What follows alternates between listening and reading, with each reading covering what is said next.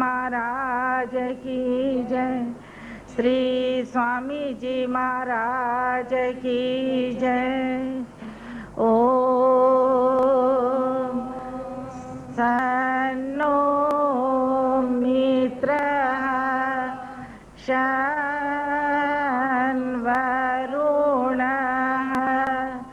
शन्नो भवत्वर्यमा शन इन्द्रो बृहस्पति शन्नो विष्णुरुक्रम नमो ब्रह्मणे नमस्ते वायो त्वमेव प्रत्यक्षं ब्रह्मासि त्वमेव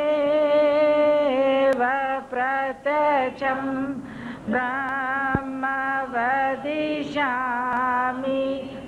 ऋतं वदिष्यामि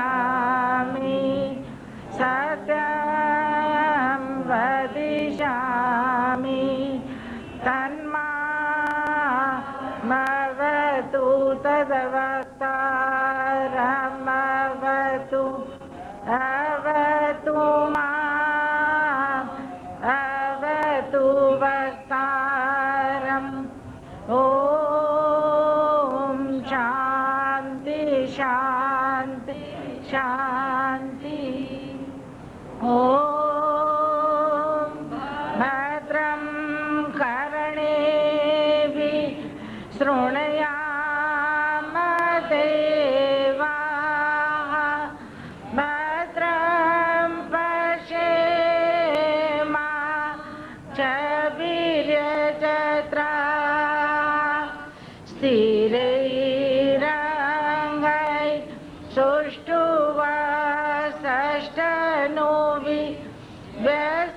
सुष्ठुवासष्टनुविव्यसेम देवहितं यदायु स्वस्ति न इन्द्रो वृद्धश्रवाः स्वस्ति न पूषा विश्ववेदाः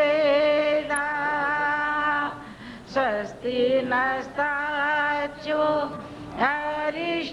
अरिष्ठनेमि स्वस्ति नो बृहस्पतिर्ददातु। ॐ शान्ति शान्ति शान्ति। ॐ सहना भवतु सहनौ भुनक्तु सह वीर्यं करवावहै तेजस्विनावधीतमस्तु मा विद्विषावहै। ॐ शान्ति शान्ति शान्ति।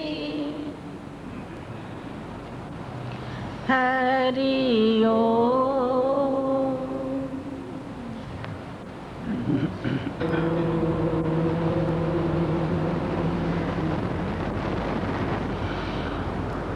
सहनावतु सहनो भुनक्तु सह वीर्यं करवावहै तेजस्विनावधीतमस्तु मा विद्विषावहै। ॐ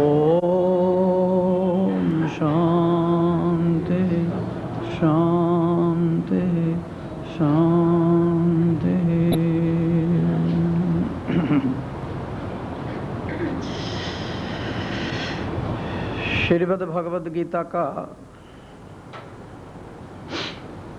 5वां अध्याय है। उसका नाम है कर्म योग, कर्म संन्यास योग। वो 5वें अध्याय का 7वां सूत्र है। श्री कृष्ण कह रहे हैं, योग युक्तो विशुद्धात्मा विजितात्मा जितेंद्रियः सर्वभूतात्म भूतात्मा कुर्वन्नपि न लिप्यते। देखो, इस सूत्र में 5 चीजें कही गई हैं। श्री कृष्ण अर्जुन से कह रहे हैं कि ये 5 चीजें ज्ञानी में, सन्यासी में और निष्काम कर्म योगी में निरंतर रहती हैं, सदा रहती हैं ये 5 चीजें। और इधर हमारे जीवन में इन 5 चीजों में से यदि कोई एक आध भी थोड़ी बहुत हमारे जीवन में आ जाए तो हमारा जीवन धन्य हो सकता है, हमारे जीवन में एक क्रांति हो सकती है, हमारे जीवन में शांति का प्रवेश हो सकता है, हमारे जीवन में आनंद का अनुभव हो सकता है, हमारे जीवन में एक नृत्य आ सकता है, यदि इन 5 चीजों में से एक आध चीज भी, और वो भी थोड़ी बहुत उतर आए। अब इन 5 चीजों पर आप लोग विचार कर लो। पहली चीज है, श्री कृष्ण कह रहे हैं योग युक्त। योग युक्त का अर्थ है जो भगवान के साथ निरंतर जुड़ा हुआ है। बहुत प्यारा शब्द है ये गीता का, और गीता में ये बहुत बार आया है। योग युक्त यानी जो निरंतर भगवान के साथ जुड़ा हुआ है। और इधर हमारी हालत क्या है? हमारी हालत ये है, एक भगवान को छोड़कर और हम सब से जुड़े हुए हैं। हमने अपनी लिस्ट में से भगवान को निकाल दिया है। हमारी लिस्ट में ईश्वर नहीं है, परमात्मा नहीं है, भगवान नहीं है। और यहाँ श्री कृष्ण कह रहे हैं योग युक्तः, जो भगवान के साथ जुड़ा हुआ है। और हम और सब से जुड़े हुए हैं, लेकिन एक भगवान से जुड़े हुए नहीं हैं। तो देखो, भगवान के साथ जुड़ो। गीता कह रही है आत्मानम जुंजीत। तुम आत्मा से मिलो, परमात्मा से मिलो, सत्य से मिलो, ब्रह्म से मिलो। क्या बात है, तुम्हारी इतनी क्या नाराजगी है जो सबसे मिलते हो, केवल एक परमात्मा को छोड़ देते हो? सबसे मिलते हैं हम लोग। आत्मानम जुंजी, तो अपने आप से मिलो, अपने आप से भेंट करो, अपने आप से मुलाकात करो। सबसे मिलते हैं, सबसे भेंट करते हैं। दिन में कितनी बार मिलते हैं? पति से मिलते हैं, पत्नी से मिलते हैं, परिवार से मिलते हैं, मित्रों से मिलते हैं, बेटों से मिलते हैं, बेटियों से मिलते हैं, पड़ोसियों से मिलते हैं। और केवल अपने आप से नहीं मिलते, परमात्मा को छोड़ देते हैं, ईश्वर को छोड़ देते हैं। दिन में कई बार हम बहुत सी चीज़ों से मिलते हैं। दिन में कितनी बार हम भोजन से मिलते हैं? कम से कम ज़्यादा नहीं तो 3-4 बार तो खाते ही हैं, तो 3-4 बार हम भोजन से भी मिलते हैं। और 3-4 बार हम अपने दिन में वस्त्र बदलते हैं, कपड़े बदलते हैं, तो भोजन से भी मिलते हैं और वस्त्रों से भी मिलते हैं। और तो और आभूषण और गहनों से भी मिलते हैं, नोटों की गड्डियों से भी मिलते हैं, सोने चांदी से भी मिलते हैं, काम से भी मिलते हैं, क्रोध से भी मिलते हैं, लोभ से भी मिलते हैं, मोह से भी मिलते हैं, अहंकार से भी मिलते हैं, वासनाओं से भी मिलते हैं और वृत्तियों से मिलते हैं। क्या वजह है? इन सब से मिलकर भी तुम भगवान से नहीं मिलते हो। योग युक्त, ईश्वर से जुड़ो, परमात्मा से जुड़ो। गीता कह रही है आत्मानम जुंजी, तो तुम अपने आप से मुलाकात क्यों नहीं करते? तुम अपने आप से भेंट क्यों नहीं करते? तुम अपने आप के साथ बातचीत क्यों नहीं करते हो? आत्मानम जुंजी तो अरे ज्यादा नहीं, 24 घंटे जुड़ने के लिए तुम्हें कौन कहता है? 24 घंटों में से 1 घंटा खींच लो, किसी भी तरह से खींच लो। 24 घंटे में से 1 घंटा खींच कर आत्मानम जुंजी तो अब 1 घंटे के लिए तुम परमात्मा से मिलो। इस 1 घंटे में अब और किसी से मत मिलो, किसी से भेंट मत करो, किसी से बातचीत मत करो, किसी दूसरे को आने ही मत दो। क्यों किसी दूसरे को आने देते हो? जब तुम किसी अपने प्रेमी से मिलते हो, अपनी प्रेयसी से मिलते हो, अपने मित्र से मिलते हो, अपने दोस्त से मिलते हो तो एकांत में मिलते हो, भीड़ भाड़ में नहीं मिलते हो। और उस समय तुम्हारा इरादा ये होता है कि हम दोनों के बीच में कोई तीसरा आदमी दिखाई भी न दे। तो 1 घंटे के लिए कम से कम तुम परमात्मा से मिलो, आत्मा से मिलो, ईश्वर से मिलो, अपने आप से मिलो। आत्मानम जुंजीत योग युक्त। कहाँ मिलें कहाँ? परमात्मा से। किसी होटल में मिलें या क्लब में मिलें या समुद्र के किनारे पर मिलें या किसी पार्क में मिलें या किसी बस स्टैंड पर मिलें या किसी टैक्सी स्टैंड पर मिलें या फ्लैट में मिलें कहाँ? परमात्मा से। कहते हैं देखो ये सब जितनी जगहों के नाम लिए गए हैं ये संसार से लोगों के मिलने की जगहें हैं, ये परमात्मा से मिलने की जगह नहीं है। ईश्वर से जब मिलें तो कहाँ मिलें? रहसी एकांत में मिलो। क्या सुंदर बात कह रही है गीता। केवल 1 घंटे के लिए तुम्हारे से 23 घंटे तुम्हें दे दिए गए हैं। तुम 23 घंटों में संसार का जितना भी व्यवहार करना हो बड़ी खुशी से करो, लेकिन 1 घंटे के लिए तुम परमात्मा से मिलो और सतत मिलो। सततं का माने है निरंतर मिलो, रोज मिलो। ऐसा नहीं नागा मत करो बीच में, बिल्कुल नागा नहीं। 1 दिन किया तो 2 दिन नहीं किया, 2 दिन किया तो 4 दिन नहीं किया, और 4 दिन किया तो 10 दिन नहीं किया, 10 दिन किया तो 20 दिन नहीं किया। ये रवैया ठीक नहीं है। और ये रवैया भी ठीक नहीं है जब मिलने लगे तो 6-6, 7-7 घंटा मिलते ही गए। ये मिलने की अति भी मत करो। जो लोग मिलने की अति करते हैं ना, जो पूजा में, प्रार्थना में, ध्यान में, समाधि में अति करते हैं, फिर महीनों महीनों भर वो नाम भी नहीं लेते। अति ठीक नहीं होती।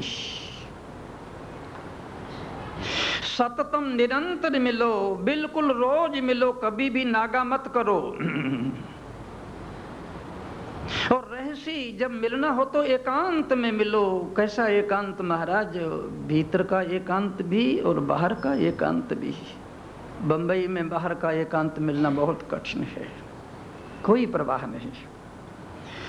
गीता कह रही है हमें बाहर के एकांत की जरूरत ही नहीं है, कोई आवश्यकता ही नहीं है। हिमालय जाने की कोई जरूरत नहीं है, ऋषिकेश जाने की कोई जरूरत नहीं है, तुम्हें बद्रीनाथ और केदारनाथ जाने की कुछ भी जरूरत नहीं। तुम अपने भीतर ही एकांत खोज लो। बाहर का एकांत यदि नहीं भी मिलता तो भीतर का एकांत क्या 24 घंटे में से 1 घंटे के लिए आप अपने भीतर झाड़ू देकर उसे साफ नहीं कर सकते क्या? 1 घंटे के लिए तुम इतने भी बिजी हो गए, इतने व्यस्त हो गए और संसार में तुम इतने पागल हो गए और इतने बेचैन हो गए कि 1 घंटे के लिए भी तुम अपने भीतर सफाई नहीं कर सकते। केवल 1 घंटे के लिए 23 घंटे तुम्हें मरने के लिए संसार में दिए हुए हैं। बिजी रहो, व्यस्त रहो, रात दिन अपने आप को भले ही तोड़ दो, लेकिन 1 घंटे के लिए सारे संसार को छोड़ दो। रहसी भीतर एकांत कर लो, बिल्कुल साफ कर लो, झाड़ू लगा लो, कुछ भी मत रहने दो भीतर। जिस समय 1 घंटे के लिए पूजा में बैठो, प्रार्थना में बैठो, ध्यान में बैठो, समाधि में बैठो, झटक दो सारे संसार को अपने भीतर से बाहर। कोई बड़ी बात नहीं है ये। बड़े बड़े ऑपरेशन करवा लेते हो तुम लोग, बहुत बड़े बड़े ऑपरेशन, एक नहीं, दो नहीं, 10-10 ऑपरेशन करवा लेते हो और बड़ी बड़ी तकलीफें सहन कर लेते हो। लाखों करोड़ों खरबों के अरबों के तुम घाटे सह देते हो। अब जो तुम्हारे घरों में रेड पड़ती है तो एक बार सड़क पर आने की नौबत आ जाती है, उसे भी तुम सहन कर लेते हो। तो क्या 1 घंटे के लिए हम संसार को झटक नहीं सकते क्या? 1 घंटे के लिए भीतर को एकदम साफ कर लो, मांझ लो, रहसी। गीता ने कहा एकांत चाहिए, भीतर का एकांत। केवल 1 घंटे के लिए चाहिए भीतर का एकांत।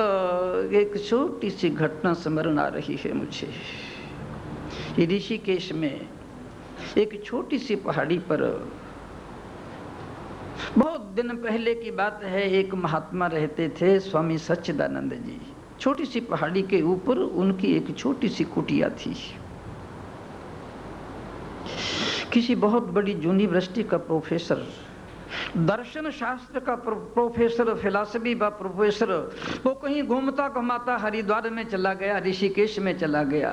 जब उसने इंक्वायरी की कि यहाँ कोई महात्मा है जिसने सत्य को जान लिया हो, ऐसा कोई महात्मा है जिसने आत्मा को जान लिया हो, परमात्मा को जान लिया हो, ब्रह्म को जान लिया हो, क्या कोई पूरे ऋषिकेश में, हरिद्वार में, बद्रीनारायण में, केदारनाथ में कोई ऐसा महात्मा है क्या?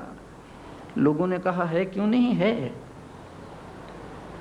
ऋषिकेश की वो छोटी सी पहाड़ी और उसकी चोटी पर एक छोटी सी कुटिया है, वहां वो महात्मा रहते हैं। वो प्रोफेसर उनसे मिलने के लिए गया। पहाड़ी का कोई रास्ता तो ठीक से था नहीं। वो बेचारा गर्मी के दिन थे, इन्हीं के दिनों में छुट्टी मिलती है लोगों को, और तो छुट्टी नहीं मिलती। वो किसी तरह से उस पहाड़ी पर चढ़ा, पसीने पसीने हो गया, हाँफने लगा, दम से दम नहीं मिले।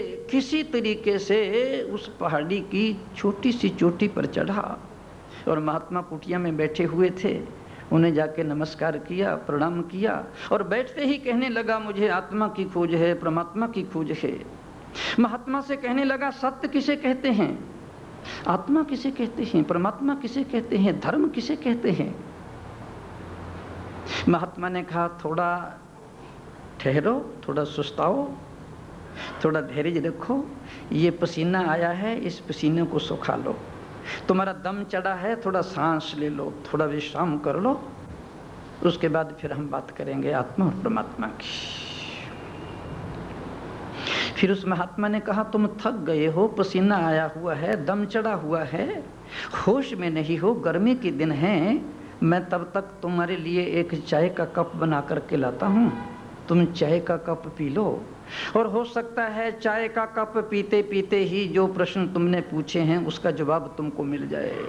प्रोफेसर का माथा ठनका। उसने कहा, ये तो किसी पागल के पास चला आया मैं। ये कह रहा है चाय का कप पीते पीते ही तुम्हें तुम्हारे प्रश्नों का जवाब मिल जाएगा। अरे चाय तो हम रोज पीते हैं, कपों के कप पीते हैं, लेकिन करें क्या, अब यहाँ पर आ ही गए हैं तो एक कप चाय का तो पीकर ही जाएंगे। वो चाय बनाकर ले आए केतली में, प्रोफेसर के हाथ में प्याली दे दी और कप दे दिया, और उस केतली से वो चाय उड़ेलने लगे। कप पूरा भर गया। प्रोफेसर ने कहा, रोको महाराज, लेकिन वो चाय उड़ेलते ही गए। नीचे की प्याली भी भर गई। उसने कहा, महाराज पागलों की तरह बात करते हो, एक बूंद भी जगह नहीं है इसमें चाय की और तुम उड़ेलते जा रहे हो। सच्चिदानंद जी हंसे, बड़े जोर से हंसे, खिलखिलाकर हंसे, पूरी पहाड़ी उसकी हंसी में गूंज गई। उन्होंने कहा, अरे ओ प्रोफेसर, तुम्हें ये पता तो लग गया कि चाय की प्याली में एक बूंद भी जगह चाय की नहीं है, लेकिन तुम्हें अभी तक ये नहीं पता पागल, तुम्हारे हृदय में आत्मा और परमात्मा के लिए जरा भी जगह नहीं है। तुम्हें ये होश नहीं आया। तुम्हें प्याली में पता लग गया कि एक बूंद जगह नहीं है। तुम्हारे हृदय में आत्मा के लिए, परमात्मा के लिए, सत्य के लिए, धर्म के लिए कोई जगह है क्या? तुमने कभी इनकारी की है क्या? जब उन्होंने उस प्रोफेसर से ये बात कही तो होश उड़ गए उसके, हाथ कांपने लगे, चाय पीना भूल गया। उसने कहा तुम्हें मालूम नहीं है तुम्हारे हृदय में कितने संकल्प हैं, कितने विकल्प हैं, कितने विचार हैं, कितनी वासनाएं हैं, कितनी वृत्तियां हैं। तुम्हारे भीतर मधुमक्खियों की तरह कितने विकार और वासनाएं भिन्न भिन्न आ रही हैं। एक इंच भी जगह नहीं है उसमें धर्म के लिए और परमात्मा के लिए। और तुम इतने बड़े बड़े मेहमानों को निमंत्रण दे रहे हो। इतने बड़े बड़े मेहमान और जगह इंच भी नहीं है उनके रहने के लिए। पागल। वो कांपने लगा, थरथराने लगा। उसने कहा महाराज क्षमा करना, चाय तो नहीं पी सकूंगा, लेकिन अब जब मैं जगह बना लूंगा तभी आपके पास आऊंगा। वो महात्मा फिर खिलखिलाकर हंसे जोर से। उसने कहा अरे ओ मित्र, जिस समय तुम्हारे हृदय में परमात्मा के लिए जगह बन गई उस समय तुम्हें यहाँ आने की जरूरत नहीं है। वो खाली जगह पर स्वयं आकर बैठ जाता है। आत्मानम जुंजीत रहसी जुंजीत। एकांत, भीतर का एकांत। देखो श्री कृष्ण ने कहा है योग युक्त, जो परमात्मा से जुड़ा हुआ है, आत्मा से जुड़ा हुआ है, ईश्वर से जुड़ा हुआ है।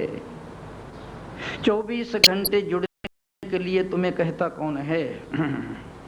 तुम 1 घंटे के लिए भी परमात्मा से नहीं जुड़ सकते। 1 घंटे के लिए रहसी स्थितः, जब परमात्मा से मिलना हो भीतर एकांत करने के बाद, उस समय पूरी तरह से मजबूत होकर आसन पर बैठ जाओ। न हिलो न डुलो, कोई प्रवाह नहीं है। अरे क्या कमाल कर रहे हो, अगर कोई मक्खी बैठ गई और किसी मच्छर ने काट लिया तो तुमसे भी ज्यादा मक्खी और मच्छर बड़े हो गए हैं क्या? काटने दो मच्छर को, काटने दो मक्खी को, होता क्या है? तुम्हारी प्राण थोड़े निकलेंगे उससे। इतने कमजोर, इतने दुर्बल, इतने क्षुद्र और इतनी कमजोरियां लिए हुए बैठे हो और बात करते हो आत्मा और परमात्मा से और ईश्वर से मिलने की। योग युक्त स्थित, ठीक से जमकर बैठ जाओ। और देखो जब ठीक से जमकर बैठ गए अच्छी तरह से, तो सब कुछ 1 घंटे के लिए परमात्मा पर छोड़ दो, ईश्वर पर छोड़ दो। अब जो कुछ भी होना हो जाए। अब कोई प्रवाह नहीं रहे, भीतर और बाहर कुछ भी होए। 1 घंटे के लिए हमने परमात्मा पर छोड़ा है, 23 घंटे संसार पर छोड़ा है। मीरा गिरिधर हाथ बिकानी, होनी होए सो होए। गाते तो बहुत प्रेम से हो कीर्तनों में और सत्संगों में कि अब सौंप दिया इस जीवन का सब भार तुम्हारे हाथों में, लेकिन जरा भी नहीं सौंपा है। केवल एक वाणी है और जीव की व्याख्या है, ये जीव का ज्ञान है। पूरी तरह से छोड़ दो अपने आप को। और अपने आप को छोड़ना ही नहीं महाराज, बीच में किसी को आने मत दो।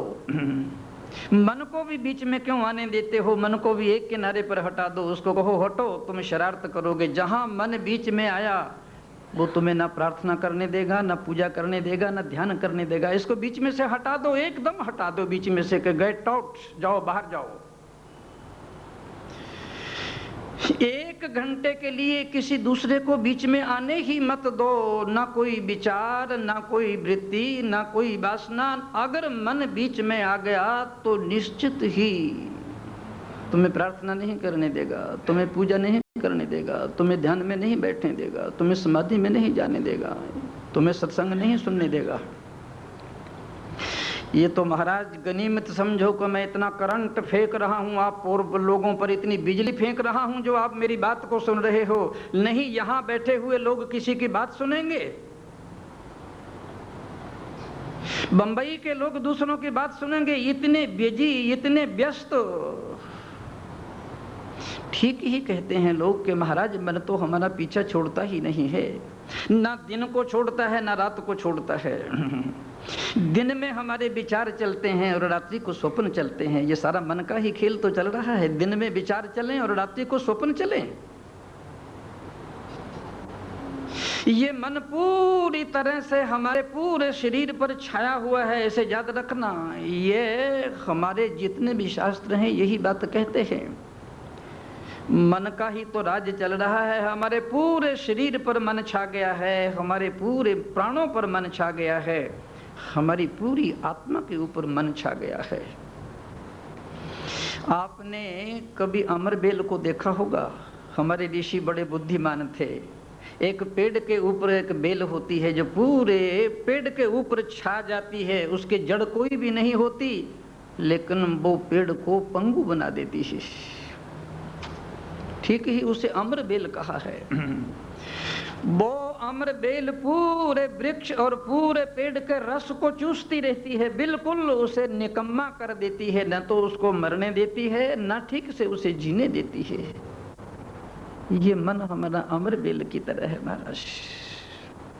इसने हमारी सारी शक्ति को चूस लिया है, इसने हमारे सारे बल को चूस लिया है। ये कुछ भी तो हमें नहीं करने देता, जब कुछ भी करे तो बीच में आकर खड़ा हो जाता है। गीता में श्री कृष्ण ने कहा है, योगी जुंजीत सतत आत्मानम रहसि स्थितः एकाकी यत चित्तात्मा निराशिर अपरिग्रह। तुम्हें 1 घंटे के लिए तो अपने मन में संकल्प करके, पूर्ण संकल्प करके मन को भी बीच में से हटा देना होगा। और यदि ये मन बीच में रह गया, आपने सुनी है वो कहानी, एक फकीर था जिसका नाम था हाजी मोहम्मद। वो रात्रि को सोया पड़ा था, उसने स्वप्न देखा। उसे लगा कि स्वप्न में मेरी मृत्यु हो गई है, और वो किसी चौरास्ते पर खड़ा हुआ है। 4 रास्ते जहां से जा रहे हैं, जिसे क्रॉस मैदान कहते हो, चौरास्ते पर एक रास्ता स्वर्ग को जा रहा है, एक बैकुंठ को जा रहा है, एक रास्ता नरक को जा रहा है, और एक रास्ता पृथ्वी पर आ रहा है। चौरास्ते पर, और उस चौरास्ते पर एक देवदूत खड़ा हुआ है, हाथ में बेंत लिए हुए।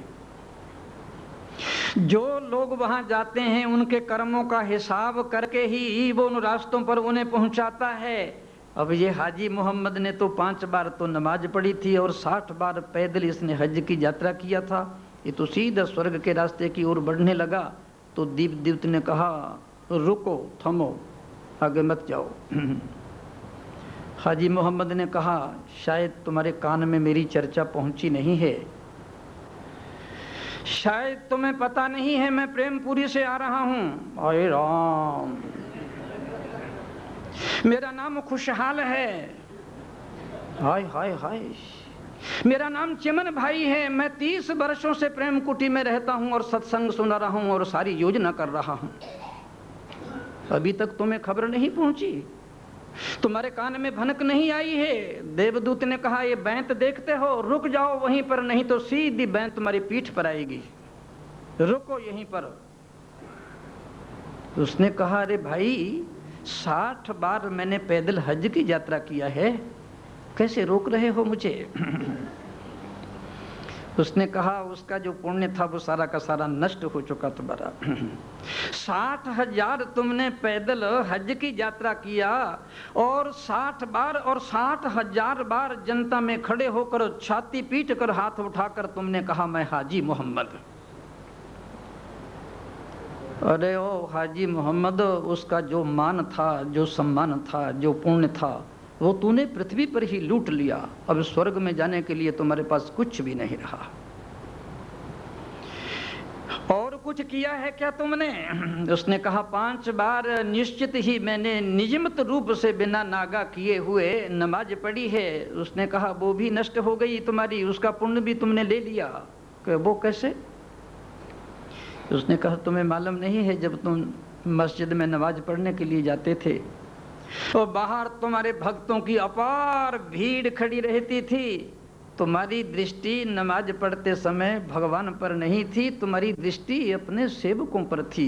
वो नमाज तुम्हारी तुम्हारे सेवकों की थी, भगवान की नहीं थी। तुम्हारा मन तो बाहर बैठे हुए लोगों में लगा हुआ था। संसार के लोगों के पास बाहर का हिसाब है और परमात्मा के पास भीतर का हिसाब है। इसलिए संसार के लोग इस बात को जानते ही नहीं कि कौन पुण्यात्मा है, कौन धर्मात्मा है। हमारे यहाँ जो फैसला होता है वो अंतर जगत का होता है, बाहर का नहीं होता। बाहर के लोग भीतर के जगत को नहीं जानते। जब उसने बेंत उठाई, देवदूत ने घबराया, हाजी मोहम्मद, उसकी नींद खुल गई, स्वप्न भंग हो गया। लेकिन असली नींद टूट गई महाराज, असली स्वप्न भंग हो गए। उसके बाद वो प्रार्थना करता, पूजा करता, ध्यान करता, किसी को भी कोई खबर नहीं देता था, किसी भी को कोई समाचार। क्यों किसी को खबर देनी, क्यों किसी को समाचार देना? सड़क पर जाते हुए तुम्हारे हाथ में यदि हीरा लग जाए, कोहिनूर हीरे जैसा हीरा, तो तुम लोगों को दिखाओगे कि सड़क से मिला है मुझे ये? नहीं दिखाओगे। उस हीरे को ले जाकर चुपचाप पत्नी को भी नहीं बताओगे, तिजोरी में रख दे वो। अरे ये हीरा तो ऐसा है, इसे किसी को दिखाओ मत, इसका प्रदर्शन मत पाओ। कबीर ने कहा है, हीरा पायो गांठ गठियायो। अरे बार बार बांको क्यों खोले? देखो यदि मन बीच में आ गया तो जो हाल हाजी मोहम्मद का हुआ था वही हाल हमारा होगा। प्रार्थना में, पूजा में, ध्यान में, समाधि में बीच में मन को आने ही मत दो। योग युक्त परमात्मा के साथ जुड़ना, ईश्वर के साथ जुड़ना, चाहे 10 मिनट के लिए ही जुड़ो, 15 मिनट के लिए जुड़ो, आधे घंटे, अरे जुड़ो तो सही, जुड़कर दिखाओ तो सही कि कैसे जुड़ा जाता है। सत्संग में तो होश में नहीं रहते, सत्संग में तो लोग झपकियां लेते हैं और सोते हैं और बात करते हैं आत्मा और परमात्मा के साथ जुड़ने की, केवल 1 घंटे के लिए और आधे घंटे के लिए। आत्मा और परमात्मा को मिलना तलवार की धार पर नाचना है। योग युक्तो विशुद्धात्मा। विशुद्धात्मा का अर्थ होता है महाराज अपने मन पर पूर्ण कंट्रोल रखना, अपने मन को अपने अधिकार में रखना, अपने मन को अपने वश में रखना। योग युक्तो विशुद्धात्मा का अर्थ होता है हम अपने मन को जहां चाहेंगे वहां लगाएंगे। ये हमारा नौकर है, ये हमारा मालिक नहीं है। जहां हम निर्देश देंगे वहां उसे जाना ही होगा। नौकर यदि जबान लड़खड़ाने लगे और मालिक के सामने बोलने लगे और तू करने लगे, उस नौकर को तुरंत निकाल दो, मत रखो अपने पास। वो नौकर तुम्हारे सिर पर चढ़ जाएगा। देखना कोई नौकर बैठा सुन रहा हो और मेरे पर नाराज हो जाए, मैं तो मन की बात कर रहा हूं, मन के नौकर की, मैं बाहर के नौकरों को नहीं कह रहा। कहीं बाहर निकलते ही मुझे पकड़ लें कि बाबा कल आना सत्संग में तो बताएंगे तुमको। नहीं, मैं तो मन के नौकर की बात कर रहा हूं। विशुद्धात्मा का अर्थ है इस मन को हम जहां चाहें वहीं लगाएगा, ज्यादा देरी के लिए नहीं, 1 घंटे के लिए। मन हमारे पावर से बाहर हो जाए। इस मन ने आपको अभी तक अगर कुछ दिया हो, अभी तक इस मन ने यदि आपको कुछ दिया हो तो मुझे सूचना देना आकर के, महाराज मन ने हमको कुछ दिया है। अभी तक इस मन ने किसी को कुछ भी नहीं दिया। ये सिर्फ बहानेबाजी करता है, कल मिल जाएगा, परसों मिल जाएगा, चौथे मिल जाएगा। ऐसे करते करते ये बिल्कुल मृत्यु के नजदीक लाकर खड़ा कर देता है हमें, मृत्यु की नदी में उतार देता है हमें। ये केवल बहानेबाजी करता है और जब कोई चीज नहीं होती तो धीरे से कह देता है कि मैं क्या करूं, नहीं हुई तो। अभी तक आप इसकी चाल को नहीं समझे। ये सारी संसार की चीजों पर संदेह कर लेता है। तुम धर्म करने जाओ तो भी संदेह कर ले जाएगा, और तुम परमात्मा का नाम लेने जाओ तब भी ये संदेह करेगा, और तुम दान पुण्य करने जाओ तब भी ये संदेह करेगा, तुम मंदिर मस्जिद जाओ तब भी ये संदेह करेगा। यदि बाबरो तुमने कभी ये सोचा कि नहीं, ये संदेह करने वाले पर भी तो संदेह करो कभी कि ये कौन है बीच में दखल देने वाला। योग युक्तो विशुद्धात्मा, जिसने मन पर संदेह किया, जिसने मन पर शंका किया और जिसने मन को कड़ाई की नजर से देखना शुरू किया।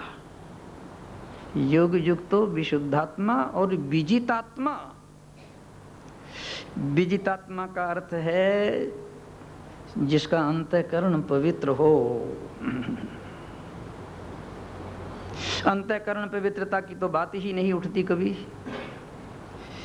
इतने लोग यहाँ पर बैठे हैं, कभी उन्होंने किसी साधु के पास, किसी संत के पास, किसी महात्मा के पास जाकर ये कहा है कि महाराज हमारा अंतःकरण कैसे पवित्र होगा?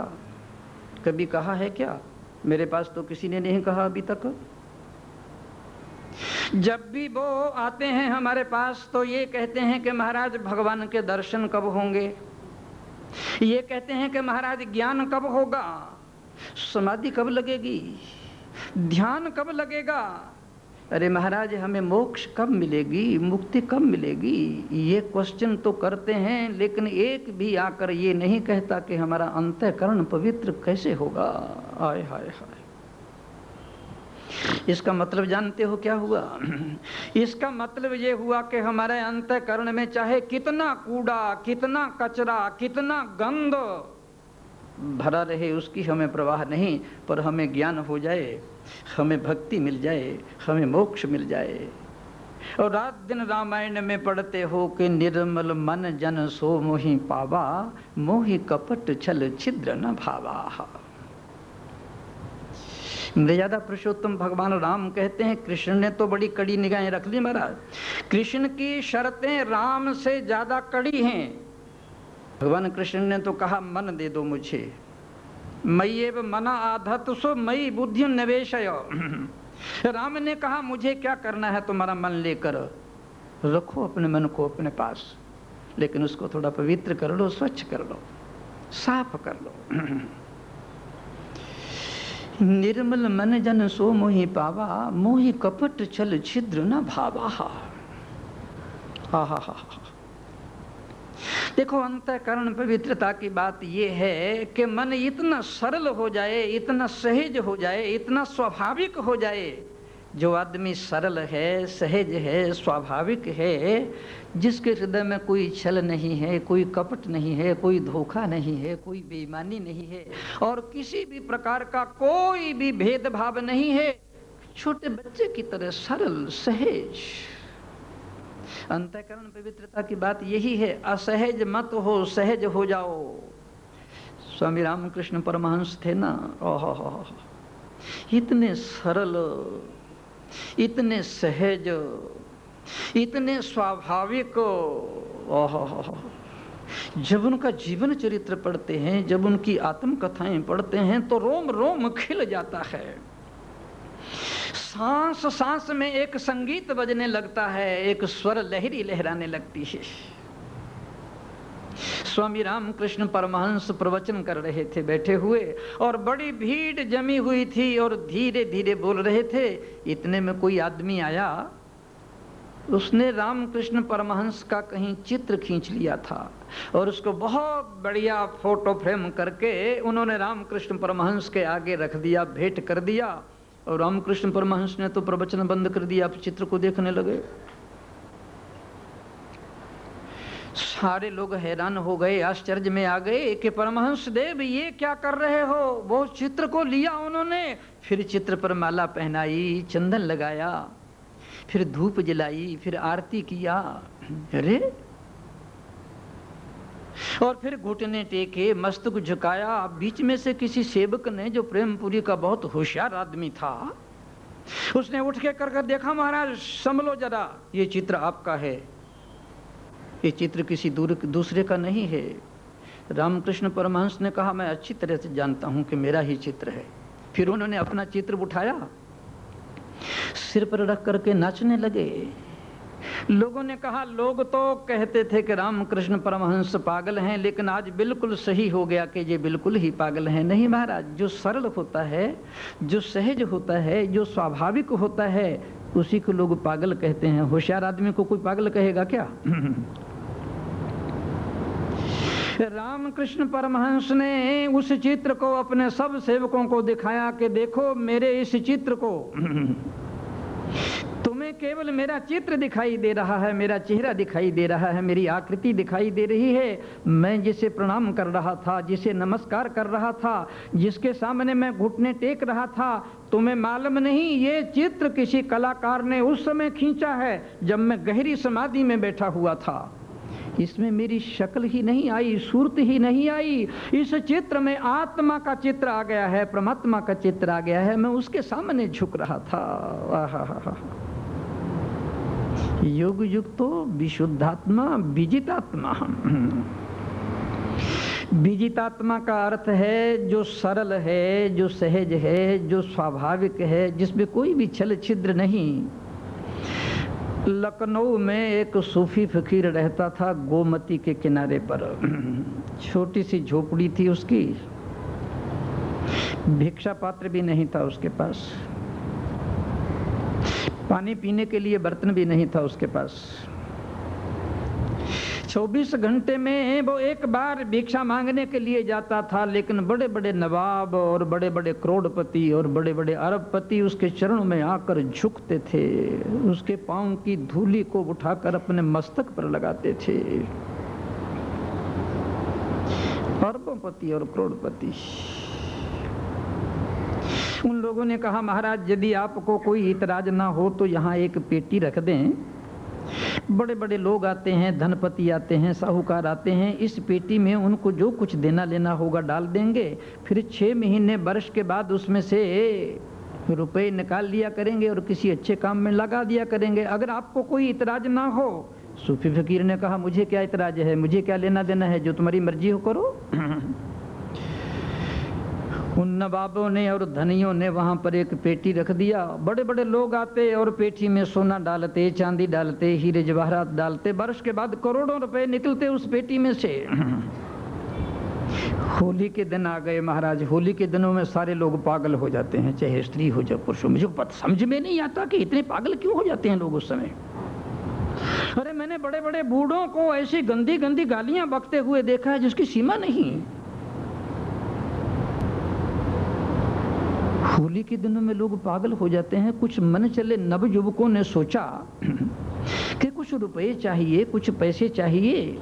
वो सारे 10-20 मिल करके उस फकीर की झोपड़ी में आ गए और बड़ा झुक कर उन्होंने प्रणाम किया, नमस्कार किया। फकीर ने कहा, आओ बेटा, पहले तो तुम कभी आए नहीं थे। उन्होंने कहा, महाराज आपके दर्शन करने के लिए आए हैं और कुछ प्रयोजन भी है हमारा। कि क्या? कि महाराज आपको तो मालूम नहीं है, ये गोमती के ऊपर जो पुल है ना, वो रूठ गया है, वो गुस्से हो गया है, नाराज हो गया है वो पुल। वो कहता है अब मैं यहाँ नहीं रहूंगा, मैं यहाँ से दूर चला जाऊंगा। कि बेटा तुम तो लोगों को बड़ी तकलीफ होगी। कि हाँ महाराज, इसीलिए तो हम आए हैं। वो रुपए मांग रहा है, पैसे मांग रहा है। इतने रुपए तो हमने चंदा इकट्ठे कर लिए, इसकी चाबी दे दो हमें जहाँ रखी है, इसमें से कुछ रुपए निकाल लें और उसको दे देंगे तो मान लेगा वो रुपए लेकर। उन्होंने कहा, बेटा वहाँ चाबी रखी होगी, उठा लो। लड़कों ने चाबी निकाल ली, उसमें से सारा धन निकाल लिया। और सायंकाल जब नवाब आए, बड़े बड़े धनी आए, उनके चरणों में बैठे तो उन्होंने कहा, बेटा वो गोमती के पुल का क्या हुआ? उसने कहा, पुल का क्या होना था महाराज, कि वो रूठ गया था ना। कह रहा था मुझे पैसे चाहिए, संपत्ति चाहिए, नहीं तो मैं यहाँ से चला जाऊंगा। नवयुवक आए थे, तुम्हारे बेटे आए थे और इस पेटी में से रुपए निकाल करके ले गए। नवाबों ने माथा ठोका। उन्होंने कहा, महाराज आपको इतनी समझ नहीं है क्या, इतना ख्याल नहीं है क्या? कभी पुल भी जाता है क्या? कभी पुल भी अपनी जगह छोड़कर जाता है क्या? आपको इतना भी ध्यान नहीं था। आहा, उस फकीर ने जो बात कही, बड़ी कीमती, बड़ी मूल्यवान बात कही है महाराज। उस फकीर ने कहा, बेटा मालूम तो मुझे भी था, मन में तो मेरे भी ये बात आ रही थी कि पुल कहीं जाता है क्या, लेकिन जब मैंने देखा ये मुसलमानों के लड़के हैं, ये 5 बार मस्जिद में जाकर परमात्मा की प्रार्थना करते हैं, ये झूठ क्यों बोलेंगे? आय हाय है, 5 बार मस्जिद में जाकर नमाज पढ़ने वाला झूठ बोलेगा? संत सरल होता है, सहज होता है। योग युक्तो विशुद्धात्मा विजितात्मा। विजितात्मा का अर्थ ही है जो सरल है, जो सहज है, जो स्वाभाविक है। देखो मैंने पहले ही कह दिया था कि इन 5 चीजों में से यदि एक आध भी थोड़ी बहुत कोई चीज हमारे जीवन में उतर आई तो हमारा जीवन आनंद से भर जाएगा। 5 चीजों का आना बड़ा कठिन है। विजितात्मा माने सरल हो जाना, सहज हो जाना।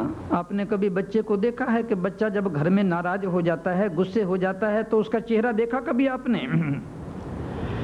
यदि उसका चेहरा भूल जाना तो जब बच्चा गुस्सा हुआ हो तो चित्र ले लेना उसका। आंखें लाल हो जाती हैं, मुंह तमतमाने लगता है, हाथ पांव कांपने लगते हैं और वो ऐसे एकदम कांपने लगता है, जो चीज हाथ में आए वही पटक देगा। जब बच्चा नाराज हो जाए तो बचना उससे। जब वो गुस्से में आता है, क्रोध में आता है, तो ऐसे लगता है बाप रे बाप, पता नहीं कैसा आदमी बनेगा ये, इतना गुस्सा, इतना क्रोध, हाय हाय है। लेकिन थोड़ी देर के बाद, 15 मिनट के बाद वो तुम्हारे गलों में गलमैयां डालकर तुम्हारी गोद में पड़ा होगा। कुछ नहीं है उसके मन में, कुछ भी नहीं है। और हमारे मन में क्रोध भी रहता है, गुस्सा भी रहता है, उत्तेजना भी रहती है और ऊपर से मुस्कुराते रहते हैं। हाय हाय हाय, ये सरलता नहीं है। बच्चे के जो मन में होता है वही बच्चे की वाणी में होता है, और जो उसकी वाणी में होता है वही उसके व्यवहार में होता है। हमारे मन में कुछ रहता है, हमारी वाणी में कुछ रहता है और हमारे व्यवहार में कुछ रहता है। ये गर्मी के दिन है ना, छुट्टियों के दिन, खैर अब यहाँ बंबई में तो स्कूल खुल गए। गर्मी के दिनों में सभी जगह छुट्टी हो जाती है। दिल्ली के लोग बंबई की ओर दौड़ते हैं और बंबई के लोग दिल्ली की ओर दौड़ते हैं। कुछ दिल्ली से मेहमान बंबई के किसी सेठ के घर में आ गए। टेबल लगा हुआ था, सभी प्रेम से भोजन कर रहे थे। एक 5 वर्ष का बच्चा आया, उसने आके उन सब लोगों से कहा कि तुम लोग यहाँ मरने के लिए आए हो क्या? सारे लोग हैरान हो गए, आश्चर्य से भर गए कि ये कैसी बात कर रहा है। उन्होंने कहा बेटा ऐसा क्यों कह रहे हो? उन्होंने कहा मैं थोड़ो ही कह रहा हूँ, कल जब आपका दिल्ली से फोन आया और मम्मी ने जब फोन सुना तो फोन पटक कर कहती है मुझे क्या मालूम था ये लोग यहाँ मरेंगे आकर के। यदि इन लोगों को यहीं मरना होता तो हम ही दूसरी जगह चले जाते, ये तो मम्मी ने कहा था। हाय हाय हाय, मम्मी बोल रही थी कि अगर इनको यहीं मरना था तो मैं कहीं दूसरी जगह चली जाती। बच्चे के जो मन में होता है वही वाणी से आता है। बच्चा झूठ बोलना जानता ही नहीं है। जब हम बच्चे को कहते हैं कि बेटा झूठ मत बोलना, तो वो हमारी तरफ देखता है कि झूठ किसे कहते हैं। उसे ये भी मालूम नहीं झूठ किसे कहते हैं। अब हम उसे सिखाते हैं कि झूठ किसे कहते हैं। देखो ट्रेनिंग दे रहे हैं झूठ बोलने की, कि बेटा जो बात जिस तरह हो उसे उस तरह ना कह करके दूसरे तरीके से कहना झूठ है। वो कहता है ऐसा भी कोई तरीका है क्या, जिस तरह से कहना हो और उसको दूसरे ढंग से कहे। फिर हम कह के उसको बताते हैं। योग युक्तो विशुद्धात्मा विजितात्मा जितेंद्रिय।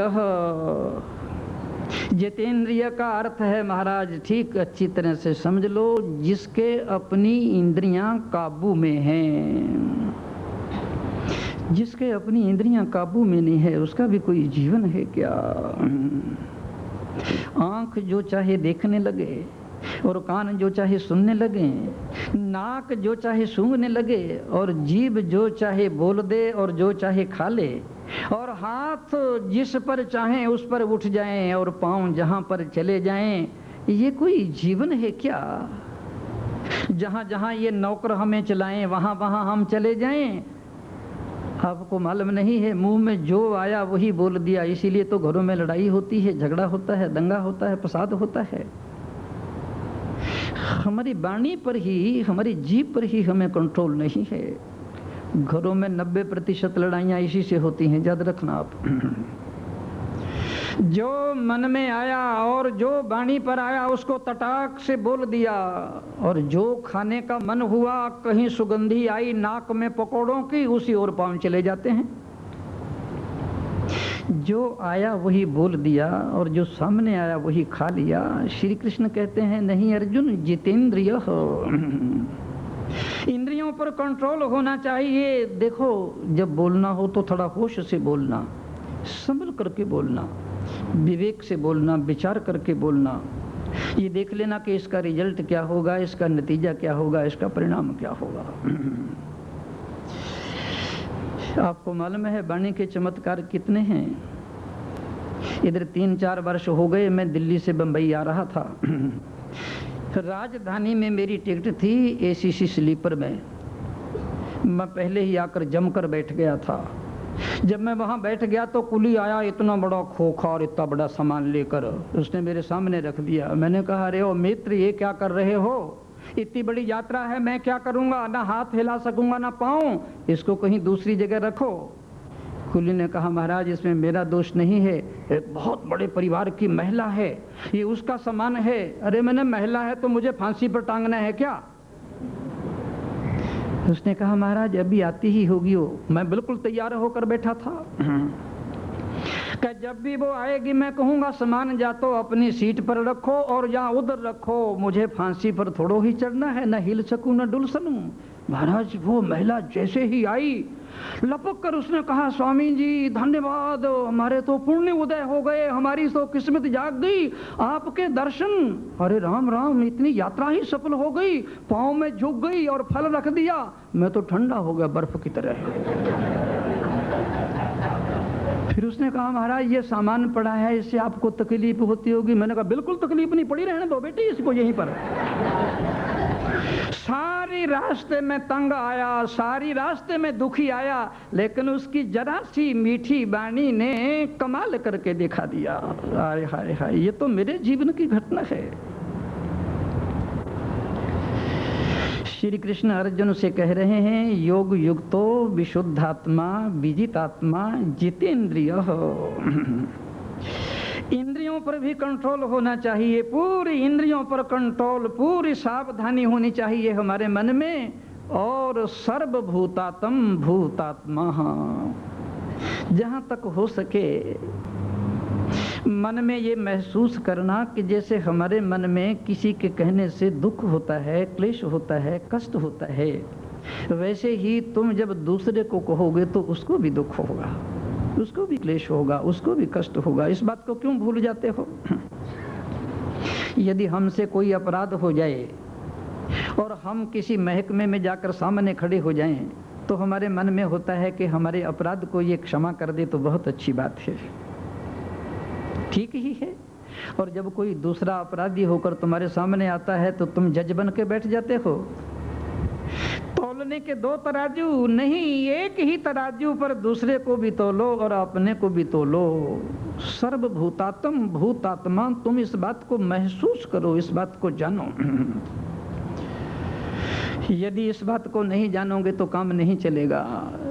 जीसस क्राइस्ट ने तो यहाँ तक लिखा है महाराज कि यदि तुम प्रार्थना करने के लिए, पूजा करने के लिए, भगवान को मनाने के लिए किसी मंदिर में चले गए हो, मस्जिद में चले गए हो, चर्च में चले गए हो, गुरुद्वारे में चले गए हो और तुमने वहां जाकर घुटने टेक दिए हैं, मस्तक झुका दिया है, नाक रगड़ दिया है और उसी समय तुम्हें ये स्मरण आ गया कि आज किसी का अपमान हो गया है, तिरस्कार हो गया है और किसी को मैंने कठोर और कड़वी वाणी कह दी है, तुम उठ जाओ वहां से, उसी समय प्रार्थना मत करना।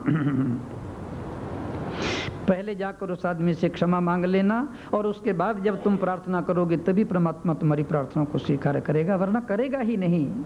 सर्वभूतात्म भूतात्मा का अर्थ क्या है? मैं पूछ रहा हूँ, सर्वभूतात्म भूतात्मा का अर्थ यही है, जैसे तुम्हारे भीतर आत्मा है वैसे ही दूसरे के भीतर भी आत्मा है। जैसे दूसरे को भूख लगती है, तुम्हें भूख लगती है, उसको भी लगती है। जैसे तुम्हें प्यास लगती है वैसे उसको भी प्यास लगती है।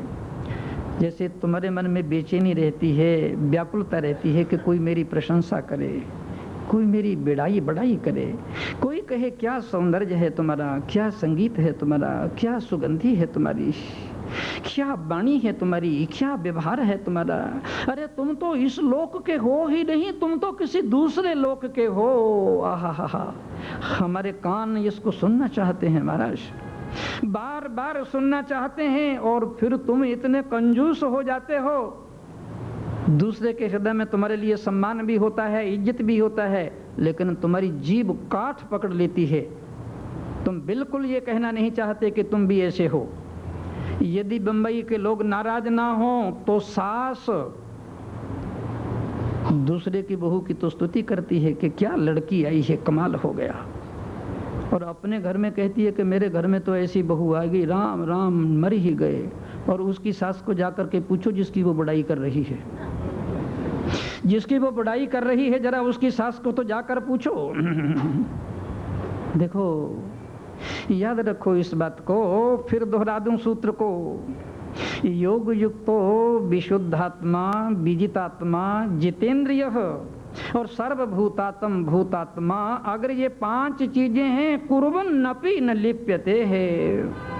श्री कृष्ण कह रहे हैं अर्जुन, गारंटी है मेरी, अगर ये 5 चीजें जीवन में आ गई, कुर्बन नपि न लिप्यते, वो करता होते भी अकर्ता है, वो भोगता होते हुए अभोक्ता है, वो संसार में जहां चाहे जैसे विचरण करता है, उसके लिए कोई चिंता और फिक्र की बात ही नहीं है। आज इतना ही, शेष कल।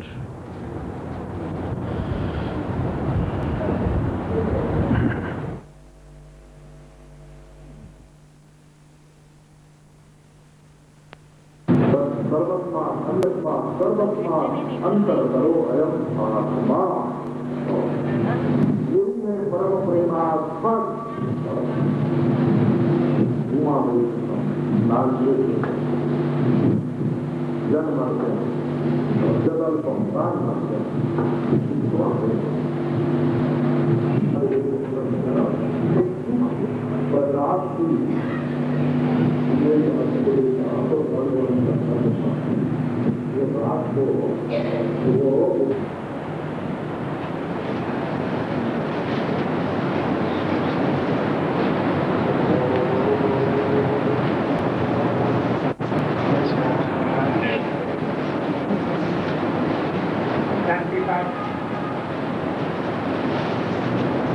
साचो अरिष्टने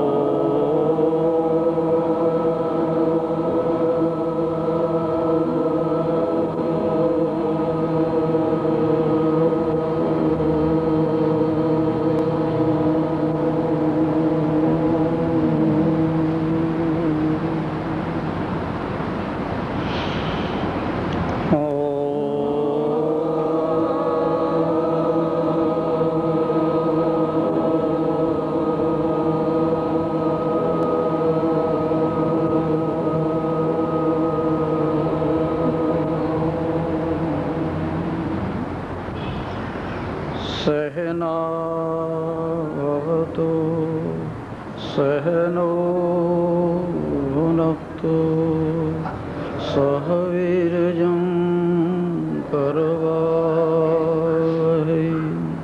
तेजस्विनावधीतमस्तु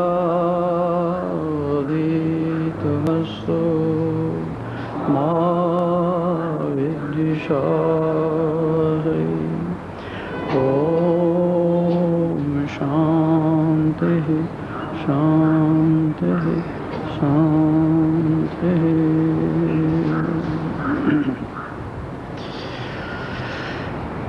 श्रीमद् भगवद गीता का 5वां अध्याय, जिसका नाम है कर्म संन्यास योग,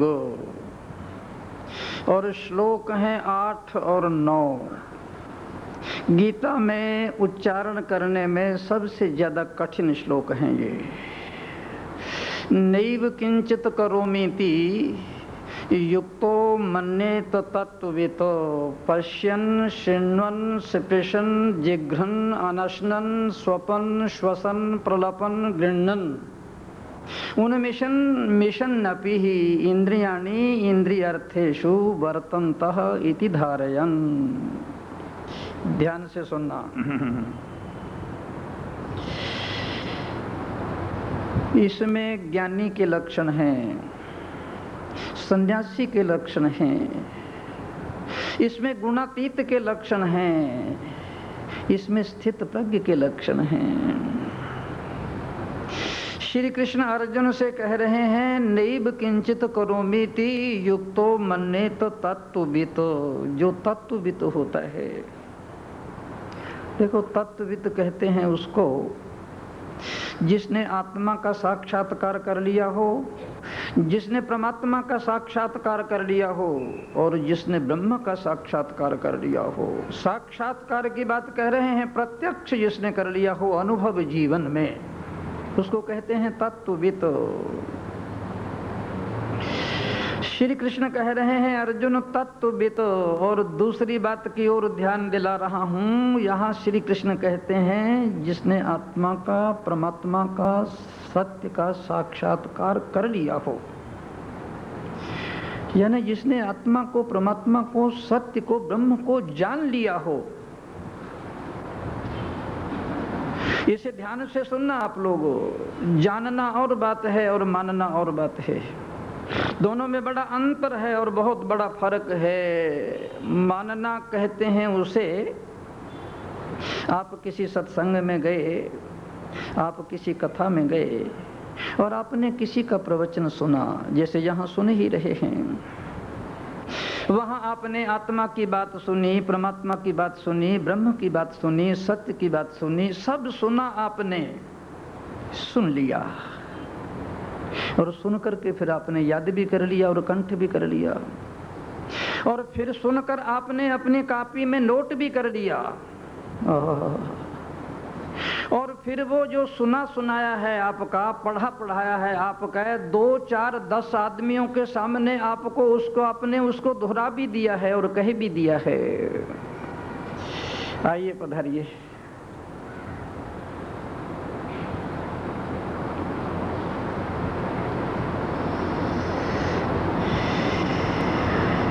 कैसे हैं?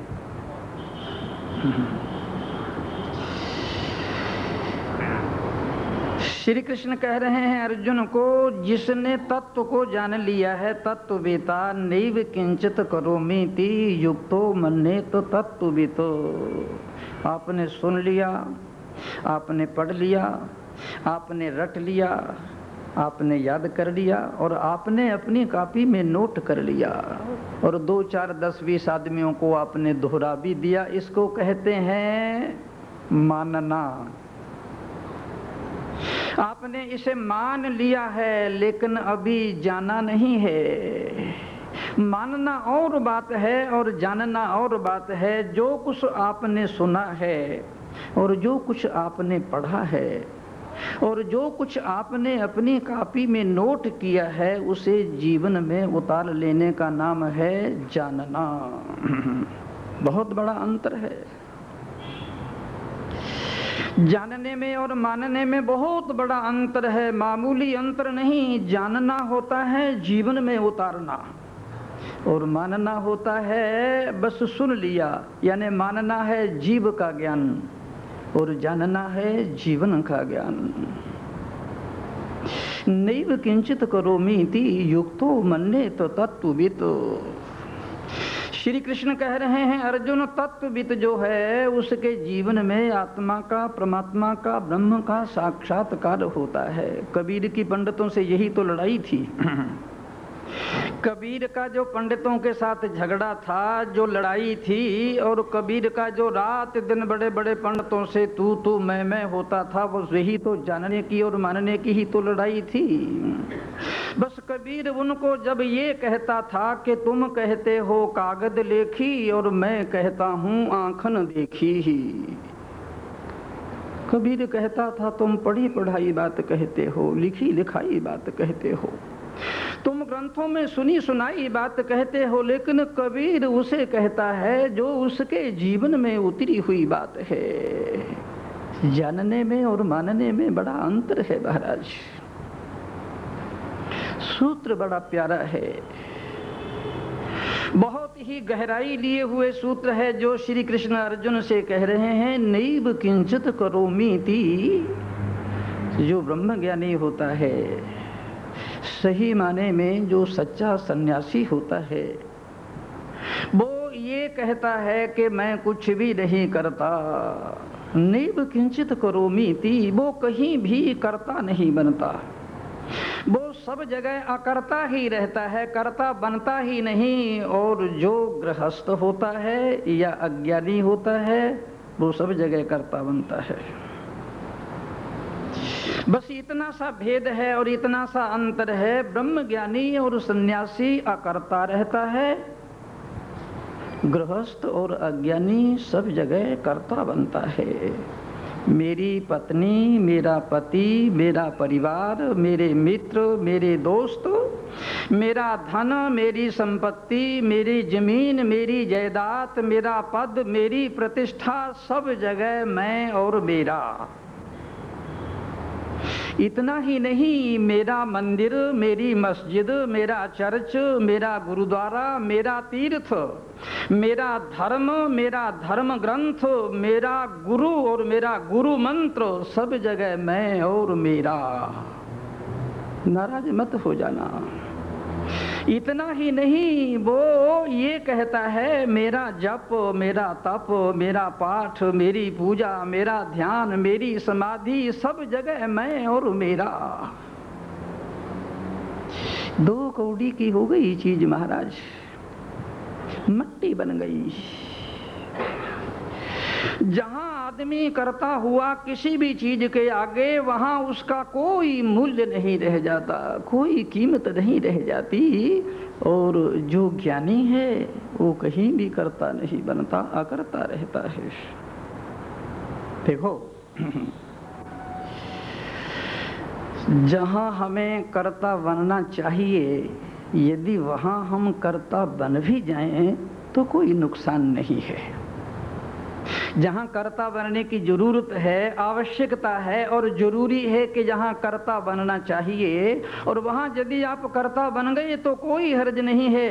और आश्चर्य की बात तो ये है, जहां कर्ता बनने की कोई जरूरत ही नहीं है, यहाँ कर्ता बनने का कोई मतलब ही नहीं है, कोई प्रयोजन ही नहीं है, मनुष्य वहां भी कर्ता बनता है। आपने देखा नहीं, लोग फिल्म देखने के लिए फिल्म घर में जाते हैं, मामूली साधारण आदमी नहीं जाते, बड़े बड़े बुद्धिमान जाते हैं, बड़े बड़े विद्वान जाते हैं, बड़े बड़े राजनेता जाते हैं। जो राजनीति जानते हैं, समाज नीति जानते हैं, वो भी वहाँ जानते हैं। बड़े बड़े वकील जाते हैं, बैरिस्टर जाते हैं, बड़े बड़े जज जाते हैं देखने के लिए, फिल्म देखने के लिए फिल्म घर में। और सबको इस बात का मालूम है कि सामने जो पर्दा है उसमें कुछ भी नहीं है, केवल धूप और छाया के चित्र दौड़ रहे हैं, सबको मालूम है। उस पर्दे में कुछ भी नहीं है, केवल बिजली के चित्र हैं, धूप और छाया के चित्र हैं, लेकिन वहां पर भी लोगों के रुमाल गीले हो जाते हैं। आए हाय है, तुम बाज नहीं आओगे। जहां तुम्हें कर्ता नहीं बनना चाहिए वहां भी तुम कर्ता बनकर बैठ गए। वो तो गनीमत है कि फिल्म घर में उस समय अंधेरा होता है, एक दूसरा दूसरे को देखता नहीं, लोग रोते हैं वहां बैठ करके। अरे किस लिए रो रहे हो? क्या तुम्हें इतना भी पता नहीं है कि ये एक पर्दा है, उसके ऊपर धूप शाह के चित्र नाच रहे हैं, यहाँ कुछ भी नहीं है, मामूली चीजें हैं। वहां भी तुम कर्ता बन गए, मालिक बन गए, और वहां भी तुम अकर्ता नहीं बन पाए। श्री कृष्ण कह रहे हैं, अर्जुन जो इन सब बातों को नहीं जानता, निश्चित ही उसके जीवन में दुख आएंगे। सब जगह कर्ता बन जाना। गौतम बुद्ध अपने भिक्षुओं को एक बहुत प्यारी और बहुत मीठी कथा कहा करते थे। गौतम बुद्ध अपने भिक्षुओं को कहते थे कि भिक्षुओं, कोई एक गांव था, उस गांव में एक बहुत बड़ा बुद्धिमान और बहुत बड़ा ही तार्किक आदमी रहता था। वो गांव की गली के बाहर खटिया डालकर बैठा रहता था, और गांव में जितनी गाय और भैंसें निकलती थी वो एक एक को गिनता रहता था केवल गाय और भैंसों को गिनता ही नहीं था, उनका रूप कैसा है, रंग कैसा है, ये भी याद रखता था। और जब गाय भैंसें जंगल से चरकर सायंकाल घर लौटती थी तो भी उनकी गिनती करता था वो।